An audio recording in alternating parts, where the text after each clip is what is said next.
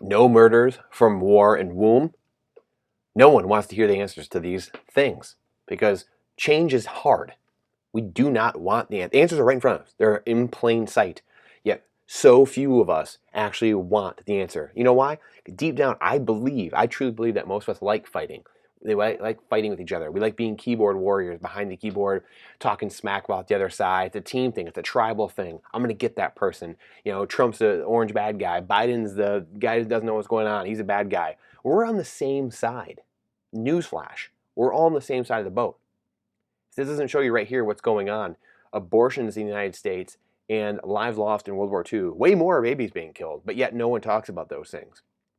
We don't talk about war and abortions. We'll talk about other things, though, that make sense for the political elite, the unproductive class, the central bankers. We talk what they want to talk about. We don't talk about the real inconvenient truths, not the one that Al Gore speaks about, because we know that's phony and just complete garbage. They're, mind you, and anyone who that rattles your cage a little bit, just think about where we've come from global cooling to global warming to now climate change. Now it's about energy usage and just emitting less carbon. That's what's happened. That's because, quite literally, because the goalposts keep moving. Because when you're using broken models, broken frameworks for everything in life, whether it's a 13-inch ruler or 2 + 2 = 5, whatever it is, broken computer models. I mean, mind you, these are people that can't predict the weather on a day-by-day or week-to-week basis, yet they're going to tell us what the oceans are like and what climate's like on the Earth, this complex ecosystem, 100 years from now, 50 years from now. Tell us.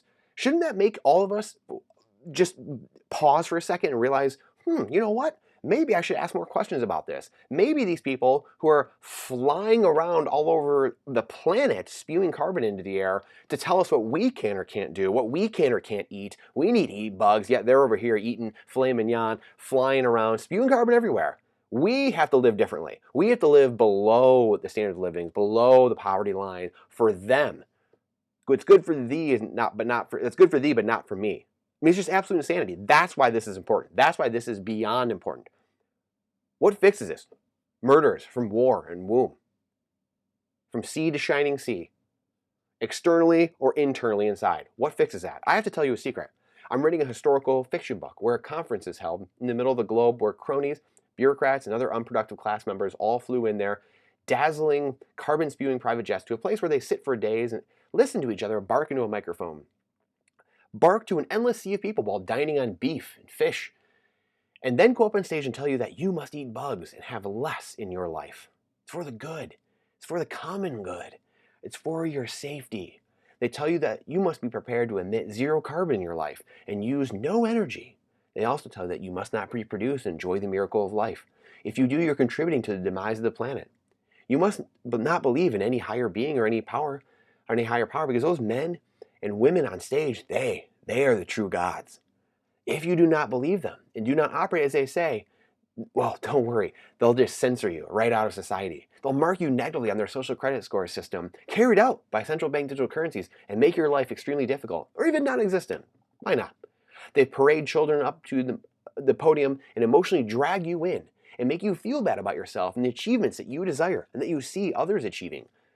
They use straw man arguments to try and drive their points and ram them into your brain with no shame whatsoever. The name of this book is called COP27. COP27, you ask, what does that mean? The secret is, it's not fiction. It's not a book. It just happened in real life. And here are some of the clown world snapshots of what's going on. The people telling you, do as I say, not as I do. Daniel Prince exposing this. Many people exposing this. Brilliant people. People that just want answers, that want the truth, that want reality. And again, what they're eating, showing exactly what's on the menu for the unproductive class. What are they telling you? You should be eating bugs. You should be eating each other. Crying out loud.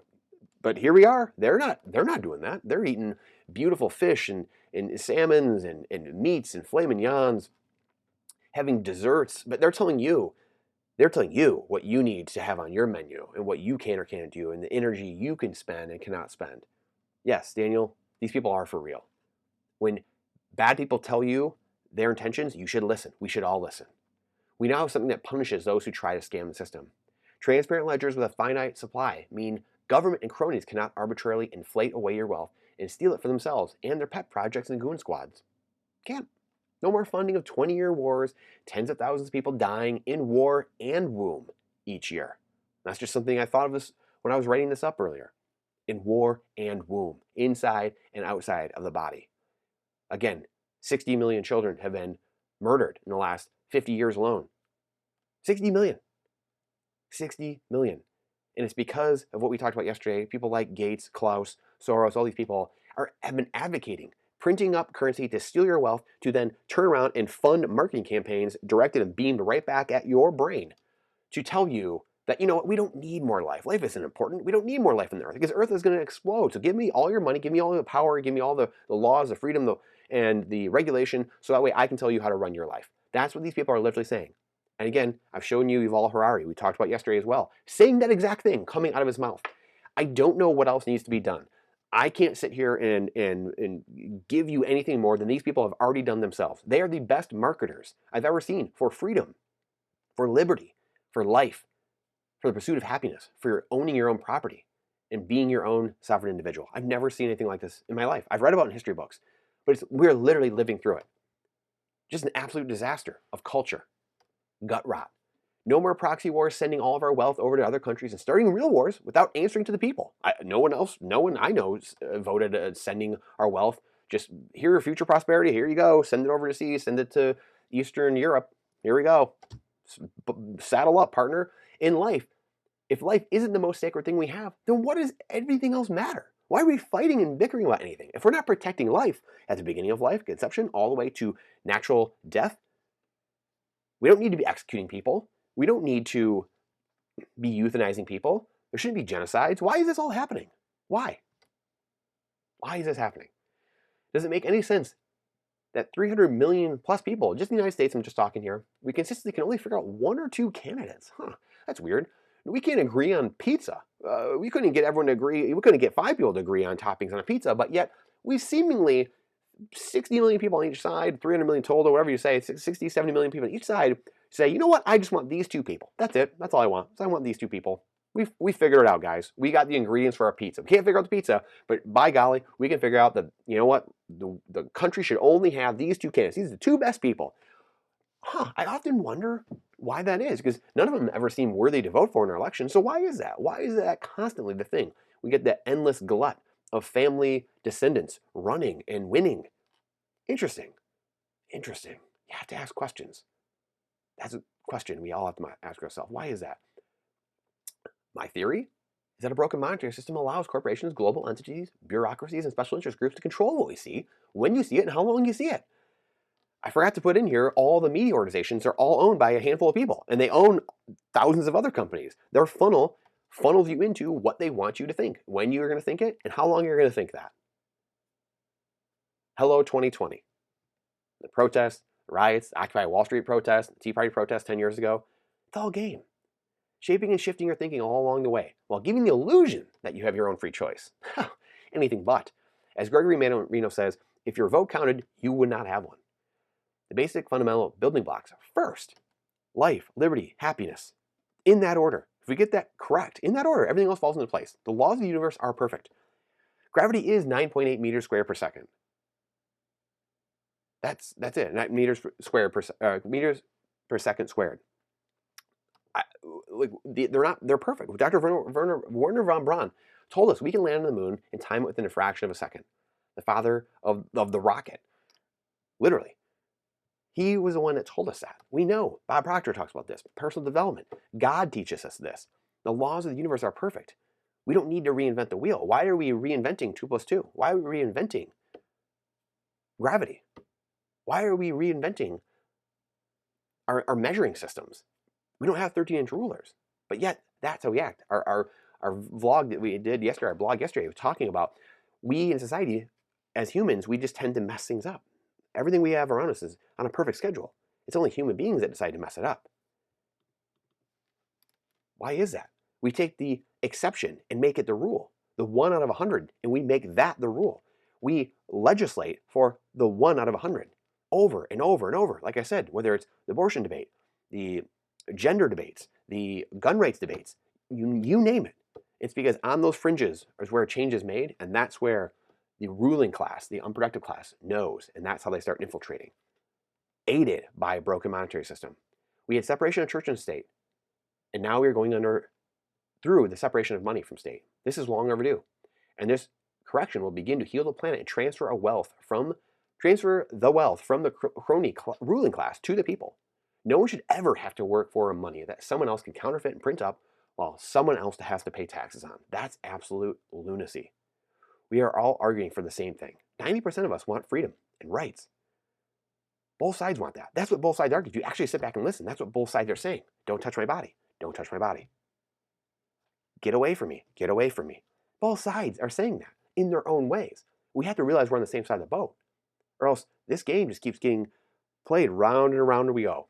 And the Rothschilds, the central bankers, these men and women, this unproductive class, are the ones sitting, giving you the thumbs up or thumbs down in the Roman Colosseum, and you and I are the gladiators, battling it out, or maybe even the spectators, but we're battling it out to the death. Does anyone really win? Once we understand that we are on the same side of the boat, and again, it's the puppeteers that have divided us in combination with fixing our broken monetary system. Those two things have to be understood. Within a few years, very quickly, the world begins to heal and great growth will come. True abundance. Citizens fighting each other is a fool's errand. As Nathan Rothschild or Meyer Amschel Rothschild, I've seen it accounted both people, but I care not who the puppet is placed upon the throne of England to rule the empire on which the sun never sets. The man who controls Britain's money supply controls the British Empire, and I control the British money supply. That's all we need to know. The founding family of central banking from 300-400 years ago. And again, the patriarch of that family, as we have shared before, said a very similar sentiment. If my sons want war, there will be war. Because again, war is profitable, war galvanizes people, and it enriches those in power. They knew that. It's a game. It's a game being played. That's why we need to remove ourselves from the system. Being resilient, be independent. Bitcoin, gold, silver, food, energy, barterability, land, being on the system, being resilient, gardening, water, energy, everything. Having it so you're resilient. You don't have to have a million things, but building community. Community is the number one thing of like-minded people. Community of like-minded people. That's the biggest thing. The real problem lies in the banking and monetary system. Nothing will ever change as evidenced by the past handful of decades until we can fix the money and return to sound principles.